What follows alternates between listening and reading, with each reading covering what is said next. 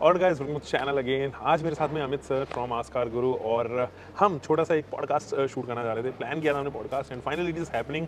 हमारे जस्ट पीछे ना अभी किया सोनेट अनवील हुई है और आज उसी के बारे में एक एकदम रॉ जो है वो हम लोग यहाँ पे पॉडकास्ट शूट कर रहे हैं। आज जानेंगे कि कैसे किया सोनेट जो है वो एक मिड लाइफ अपलिफ्ट उसको मिला है, एक अपडेट जो है वो मिला है और क्या क्या चीज़ें हैं उसके बारे में। क्रॉस कॉम्पिटिशन भी थोड़ा सा जानने की कोशिश करेंगे। पहले अमित सर से जानते हैं योर इनपुट सर अबाउट किया सोनेट, क्या लग रहा है? देखो कुछ फीचर्स तो बदले हैं हाँ जी।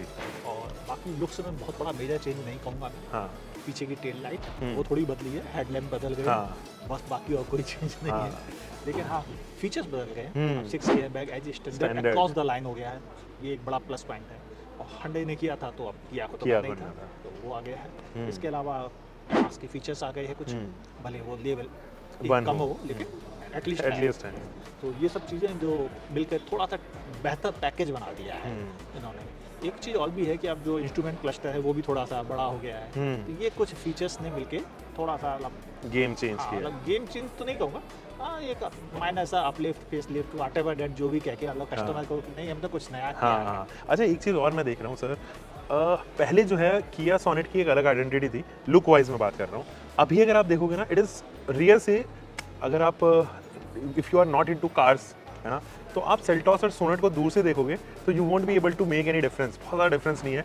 सिग्नेचर स्टाइल जो है वो टेल लैम्प्स आ गई हैं, टाइगर ग्रिल्स में पहले भी आती थी और अब जो है वो डीआरएल को कुछ XUV 300 जैसा नीचे तक जो है वो स्ट्रेच किया है। वो मुझे काफ़ी अच्छा इफेक्ट लग रहा है। एक्चुअल में क्या हुआ है कि आप कुछ नया डिजाइन बना नहीं सकते, वो कन्वेंशनल फिक्स से है। या हेडलैम्प होंगे उसके या तो ऊपर डीआरएल होगी या नीचे डीआरएल, तो अब कहीं ना कहीं किसी ना किसी कार से तो मिलेगा ही मिलेगा। बिल्कुल। तो अब तो ये कंडीशन है, पीछे लाइट या तो अलग होंगी या जुड़ी होंगी। जुड़ी होंगी तो किसी ने पहले जोड़ रखी है, अलग होंगी तो पहले से अलग थी।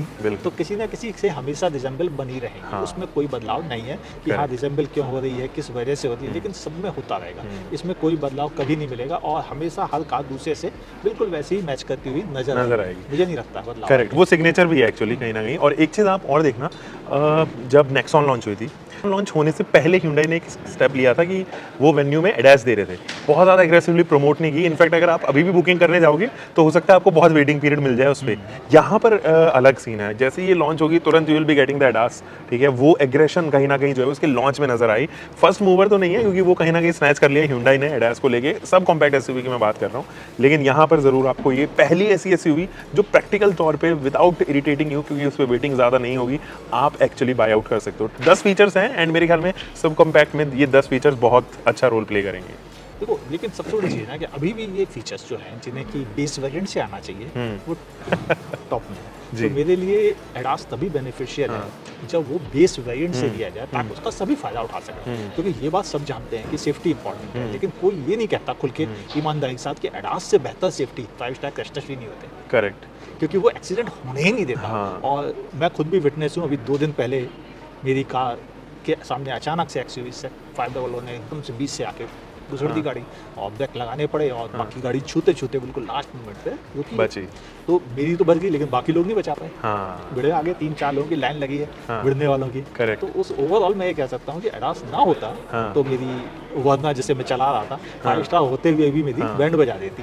No doubt sir. एक चीज़ मैं यहाँ पे एक और भी चीज़ थी, ध्यान सुनना, एडास में केवल ये नहीं कि आपका एक्सीडेंट बचा है, एक्चुअली आपका खर्चा भी बचा है। हाँ सही बात। क्योंकि अगर 5 स्टार क्रेस्टर रेटेड कार का एक्सीडेंट हो जाता तो भी आपको 20-25 हज़ार रुपये से कम का खर्च तो नहीं है, पेंट कराने में भी नहीं लगता। करेक्ट। तो फिर 25 हज़ार रुपये फिर भी बचाए। तो ओवरऑल तो मैं कहूँगा भाई साहब ये ज़्यादा बेटर है जो सेफ रख रहा है। तो एडास इनको भी चाहिए कि ये अपनी कारों बेस वेरिएंट से दें तो उसका असली फायदा है। और एडास जैसी टेक्नोलॉजी अब इतनी महंगी नहीं हो गई है कि उसे ना दिया जा सके। करेक्ट, हाँ ये भी है। लेकिन जब आप सब कॉम्पैक्ट SUV के बारे में बात करते हैं ना, तो वो बजट फ्रेंडली कहीं ना कहीं जो है वो आता है। आपको SUV चाहिए लेकिन यार मेरे को बजट भी अपना रखना है, तो वो एक्सपेंस तो बढ़ ही रहा है। आप 6 एयरबैग्स का एक्सपेंस समझिए, वो भी बढ़ रहा है।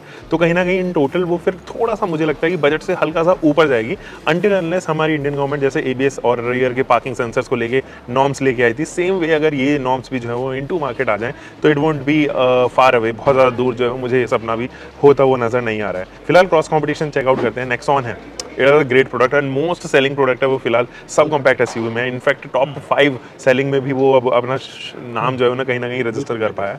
अपडेट हुई है ये नो डाउट बहुत अच्छे लेवल पे, एंड जब क्वालिटी के बारे में आते हैं एंड रिलायबिलिटी के मामले में आती है, it is ahead of Tata still. तो व्हाट आर योर इनपुट्स अगर हम नेक्सॉन को इससे कंपेयर करें तो? देखो नेक्सॉन और इसमें एक जनरल डिफरेंस है।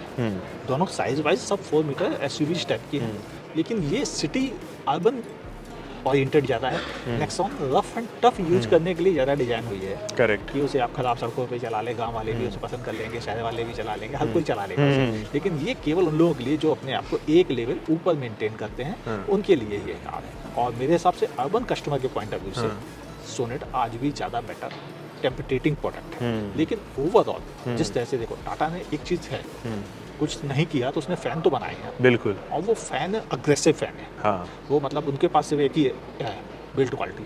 उन्हें पता नहीं बिल्ड क्वालिटी क्या है। हाँ। उनके लिए मेन चीज़ है क्रैश टेस्ट रेटिंग 5 स्टार आ गई, तो इसका मतलब उसकी बिल्ड क्वालिटी बेहतर है। उन्हें पता नहीं बिल्ड क्वालिटी क्रैश टेस्ट से रिश्ता नहीं है। हाँ। तो ओवरऑल वो क्रैश टेस्ट रेटिंग के फैन है। और टाटा थोड़ा दिल के करीब है ब्रांड, क्योंकि इंडियन ब्रांड है, थोड़ा तो बाइस्ड हो ही जाता है। तो वहाँ पे वो बाइस्डनेस हमें दिख रही है, और उसका असर अब सेल्स पे भी आ गया है। बिल्कुल। आपने खुद ही कह दिया कि वो टॉप सेलिंग कार बनी है, वो इसीलिए बनी है क्योंकि वो है। लेकिन कुछ ग्लिचेस भी हैं। उनका हर electronic system completely fail proof नहीं होता, जबकि हांडई के साथ ये प्रॉब्लम नहीं है, मारुति के साथ ये प्रॉब्लम नहीं है, इवन किया के साथ ये प्रॉब्लम नहीं है, एमजी के साथ ये प्रॉब्लम नहीं है, स्कोडा वॉक्सवैगन के साथ ये प्रॉब्लम नहीं है, टोयोटा होंडा के साथ ये प्रॉब्लम नहीं है। लेकिन ये प्रॉब्लम महिंद्रा और टाटा के साथ है। क्यों? जब बाकी सब कंपनियां अपना इलेक्ट्रॉनिक्स फेल प्रूफ बना सकती हैं, तो आप भी फेल प्रूफ कर सकते हो। बिल्कुल। तो ये टेक्निकली चेंजेस हैं, जो डिफरेंसेस हैं, उनको लोग नोटिस नहीं करते। मेरे हिसाब से नोटिस करना चाहिए था। एक चीज़ और मैं कहीं ना कहीं कह रहा हूँ कि जैसे जो इंडियन ब्रांड्स हैं वो अभी भी ग्लोबल स्टैंडर्ड्स पे बहुत क्लोज आप ज़रूर कह सकते हो उनको, थोड़े बहुत ही वो नीचे हैं, लेकिन Kia, Hyundai, Suzuki, these are already वो अपने ग्लोबली जो है वो वाइडली स्प्रेड जो है वो कर चुके हैं। तो ग्लोबल स्टैंडर्ड को शायद मीट करने में थोड़ा बहुत टाइम और लगे, जैसे हम टाटा और महिंद्रा को फिलहाल कह रहे हैं, लेकिन अपकमिंग डेज में हम काफ़ी उम्मीद करते हैं कि उनको भी वो प्रॉस्पर हो पाएंगे। अभी अगर हम इसके क्रॉस कॉम्पिटिशन देखें तो नेक्सॉन अभी उसको दूसरा फेसलिफ्ट मिला है। This is the first facelift जो अभी सोनेट को मिला है। वेन्यू को एक फेसलिफ्ट ऑलरेडी मिल चुका है, और मुझे लगता है कि एक और लास्ट फेसलिफ्ट उसको मिल सकता है एक नई जनरेशन में आने से पहले। और साथ ही XUV 300 कंप्लीटली आउटडेटेड प्रोडक्ट है, उसके ऊपर भी काम कर रही है महिंद्रा, और आने वाले टाइम में 2 महीने में या 3 महीने में आप उसका एक फेसलिफ्ट अवतार देख सकते हो।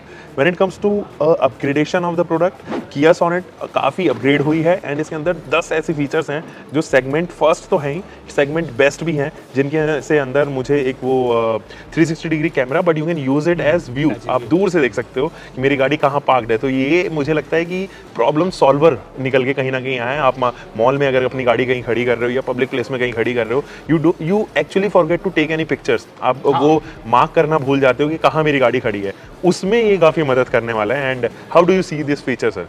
एक्चुअली में ध्यान से देखें तो हम लगभग इसी तरह के सिमिलर फीचर्स ऑलरेडी देख रहे थे। कार लोकेशन बेस्ड, बिल्कुल, हर कनेक्टेड कार वाले जितने भी एप्लीकेशन है सब में ये फीचर्स बाय डिफॉल्ट होता है। तो आप लोकेशन तो वैसे भी अपनी ढूंढ सकते थे, अब लोकेशन के साथ फोटो भी ढूंढ सकते हैं। केवल इतना ही तो था। एक्चुअल में तो कोई ऐसा बड़ा मेजर चेंज मुझे नहीं लग रहा है जिसे मतलब गेम चेंजर बोलूँ मैं। लेकिन हाँ ठीक है, चलो फोटो भी दिख गया, हमें बगल में स्कॉर्पियो भी खड़ी है, लेकिन उसका फायदा क्या? हमें तो लोकेशन वैसे ही पता थी। लोकेशन पहले हमें सोनेट में भी मिल रही थी, कनेक्टेड फीचर्स थे उसके साथ मिल रही। तो ये इतनी बड़ी चीज़ नहीं, बस ये है कि हाँ आप स्टाइल दिखा सकते हो, देखो हमारे कार के बाद क्या खड़ी है, थोड़ा दूर से बता सकते हो। बिल्कुल, ये एक बात है। बिल्कुल वैसे ही जैसे आपने दोस्तों को बैठा बोले खुल जा संदूक, खुल गई तो आपने स्टाइल मार ली है। बस वैसे ही स्टाइल मारने वाला एक नया और फीचर शामिल हो गया है। बाकी प्रैक्टिकली यूज किया जाए तो मुझे नहीं लगता कि आप साल भर में 25 बार से ज़्यादा यूज कर पाएंगे इस फीचर को। तो जब इतना कम यूज आप कर पाएंगे तो उसका प्रैक्टिकली उतना बेनिफिट नहीं है। प्रैक्टिकल बेनिफिट उनका होता है जो हमारी सेफ्टी में काम आए, जो हमारी यूटिलिटी में काम आए, जिनसे हमें बेटर फ्यूल एफिशिएंसी मिले, जिनसे हमें बेटर ड्राइविंग कंफर्ट मिले। वो फीचर्स एक्चुअल में हमें बेनिफिट देते हैं। मैं हमेशा कहता हूँ कस्टमर इंपॉर्टेंट है, स्टाइल नहीं इंपॉर्टेंट है। यहाँ पर स्टाइल ज़्यादा जोर दिया है, कस्टमर तो उतना जोर अभी भी कुछ चीज़ों में नहीं है। हाँ 6 एयरबैग बहुत इंपॉर्टेंट चीज़ है। एक्चुअली ये 6 एयरबैग्स इसलिए मैं देख रहा हूँ, किया के पास में एक छोटा हैचबैक प्रोडक्ट नहीं है या कोई मिनी एसयूवी नहीं है। मुझे लगता है कि जस्ट लाइक ह्यूंडई प्लेड, उन्होंने 4 एयरबैग स्टैंडर्ड किए थे ग्रैंड आइटन नियोस के साथ में। सेम वे अगर यहाँ पर हैचबैक छोटी होती तो उसमें 4 एयरबैग्स होते, क्योंकि उनके पास में प्रोडक्ट एक थोड़ा प्रीमियम है जो कैटेगरी अबव है, इसलिए 6 एयरबैग स्टैंडर्ड रखना ज़रूरी भी था। और साथ ही एक चीज़ और, एक वो जो स्पॉट लगा हुआ है कहीं ना कहीं किया के ऊपर, क्योंकि उसकी जो क्रैश टेस्ट रेटिंग थी सेल्टॉस को लेके वो उस टाइम नहीं थी, क्योंकि डुअल एयरबैग्स जो है आया करते थे, तो उसको क्लियर करना भी बहुत इंपॉर्टेंट था। And safety point of view से भी ये मेजर कंसर्न है। अगेन अगर मैं एक चीज़ और यहाँ पर एड ऑन करूँ तो सर आप देखोगे जो फ्यूल टाइप है या पावर ट्रेन्स हैं वो डीजल की तरफ अभी भी Hyundai एंड किया जो है वो दोनों गिव अप करने की सोच भी नहीं रहे हैं अभी आसपास। लेकिन Indian government they have already started making comments की 2027 तक आने दो, हम टैक्सेस ही इतने बढ़ा देंगे डीजल इंजन के ऊपर कि शायद कंज्यूमर जो है वो एक बार सोचे लेने से पहले। तो why we can not see किया and Hyundai in greener way, we are unable to see any sub compact EV from there, we are unable to see any CNG option available in sub compact या compact hair, वो hybrid की तरफ थोड़ा अभी भी जाना prefer नहीं कर रहे हैं। व्हाट इज दिस, मतलब क्या हो रहा है? आप कुछ पॉइंट्स दे सकते हो, जबकि सुजुकी जो है वो ऑलरेडी वहाँ पहुँच चुका है। सुजुकी देखो, आप टाटा को देखो, वो कहीं ना कहीं जो है वो अभी भी प्ले कर रहे हैं। CNG एक ऐसा मैटर था, इस पे ऑलरेडी सेल्टॉस और सोनेट पे हमने टेस्टिंग देखी थी। बिल्कुल। लेकिन प्रॉब्लम क्या आ रही है कि वो टेस्टिंग के बाद इनका ये मानना था कि प्राइस पर जो एड ऑन होगा उसकी वजह से ब्रांड में ये कहने को हो जाएगा कि ये कारें बहुत महंगी बना रहे हैं। तो इस डर की वजह से उन्होंने CNG को टॉप वेरिएंट, मिड वेरिएंट में नहीं दिया। जबकि आप ध्यान से नोटिस करो, किया के सोनेट जिसके बारे में हम बात कर रहे हैं वो मोस्टली ऊपर के वेरिएंट से ज़्यादा बिकती है, नीचे के वेरिएंट से उतनी नहीं बिकती है। तो ऊपर के वेरिएंट्स में CNG चाहिए जो देना बहुत एक्सपेंसिव हो जाएगा, इसलिए नहीं। दूसरा चीज़ कि अगर ध्यान से बात की जाए तो Hyundai ऑलरेडी EV पर काम कर रहा है। बिल्कुल। वो अपनी क्रेटा को लेके आ रहा है क्योंकि उसके पास नया प्लांट आ गया। जब क्रेटा पे आएगा तो नेचुरली किया के पास भी आ जाएगा, तो एक इलेक्ट्रिक उनके पास तैयार हो जाएगी। डीजल गिव अप क्यों नहीं किया जा रहा? उसका रीज़न ये है कि डीजल की अभी भी Hyundai के पास या किया के पास, इन दोनों ग्रुप के पास डिमांड है। भले वो 20% 16% की हो, लेकिन है। और अभी छोटी कारों में इतनी ही रह गई हैं और बड़ी कारों में तो फिर भी 35% तक है उनके पास, लेकिन इतनी है। तो अभी डीजल गिव अप करना समझदारी नहीं है। और जो थोड़ी बहुत सेल है उसे क्यों गिव अप किया जाए जब आपके पास इंजन असेंबलिंग सिस्टम है? करेक्ट। नहीं है तो छोड़ना अलग बात थी, वैसी कोई प्रॉब्लम है नहीं। तो मेरे अंदर इन्हें इलेक्ट्रीफाइड करने में अभी 2 साल लगेगा और सोनेट में शायद 3 साल से ज़्यादा लगेगा। करेक्ट, सब कॉम्पैक्ट में। ठीक है। और गाइस इट्स हाई टाइम कि हम लोग प्राइसिंग डिस्कस कर लें। देखो, अगर क्रॉस कंपटीशन को देखा जाए तो Nexon is one such product लगभग 8 लाख रुपए से स्टार्ट हो रहा है। प्राइसिंग इसकी भी इतनी कॉम्पिटिटिव रखनी चाहिए। 8 लाख रुपीज़ के आसपास जो है उसका बेस वेरिएंट स्टार्ट होता हुआ आपको नजर आएगा। And top of the line variant आप क्या एक्सपेक्ट कर रहे हो सर, कहाँ तक जाना चाहिए? शायद 13 तक जाएगा। 13 तक एक्स शोरूम प्राइस में? एक्स शोरूम 13 मुझे थोड़ा ज़्यादा लग रहा है कि शायद 14.5 तक ना पहुंच जाए, क्योंकि इसके पास में कि अपना ऐसा जाएगा। 13 तक ठीक भी है। एक्चुअल में एडास का लेवल 1 दिया गया, बहुत ऊपर का नहीं दिया गया, तो बहुत ज़्यादा प्राइस ऊपर नहीं जाएगी। और 6 एयरबैग वैसे भी टॉप एंड वेरिएंट के साथ आते थे तो कोई प्रॉब्लम नहीं थी। ठीक है। तो वैसे एक चीज़ और मैं यहाँ पे ऐड ऑन करना चाहता हूँ, ट्रांसमिशन ऑप्शन में Sonet was the first one जो 5 ट्रांसमिशन ऑप्शन के साथ में आई थी। अभी भी वो रिचनेस कहीं ना कहीं बरकरार है, अभी भी 5 ट्रांसमिशन ऑप्शन आ रहे हैं। बाकी उसमें 2 मैनुअल ऑप्शंस हैं, IMT है, DCT यहाँ पर अवेलेबल है, तो टॉर्क कन्वर्टर यहाँ पे अवेलेबल है। सारे ही तो ट्रांसमिशन है सर, मतलब कुछ बचा ही नहीं है। अगर क्रॉस कॉम्पिटिशन देखें तो वो मैनुअल या टॉर्क कन्वर्टर यहीं तक ही सीमित है। अमित सर, अगर आपसे पूछा जाए आपका फेवरेट ट्रांसमिशन कौन सा है? मैं अभी टॉर्क कन्वर्टर के साथ रहूँगा क्योंकि वो एक्चुअल में बेनिफिट दे रहा है आपको। इंजन के साथ बेहतर कॉम्बिनेशन देते हैं। बिल्कुल, तो वो ज़्यादा बेहतर है। चलिए, तो guys this was all for today. आज हमारे साथ में अमित सर थे। किसी और लॉन्च पे कभी मुलाकात होगी तो ज़रूर इनको लेके आएंगे। हम मिलेंगे दोस्तों एक और नई वीडियो के साथ में। आप तब तक अपना ध्यान रखें, सुरक्षित चलें। Until for next time, bye bye, keep your car bike whatever you are having. That's it guys.